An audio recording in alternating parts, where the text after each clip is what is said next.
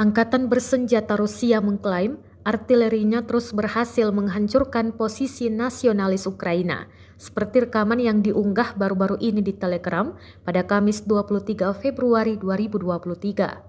Dalam keterangan unggahan disebutkan dengan bantuan drone di area sungai Seversky Donets, benteng angkatan bersenjata Ukraina yang disamarkan dihancurkan artileri Rusia. Setelah target ditandai dari drone, koordinat dikirim dan perintah tembak dikeluarkan militer Rusia.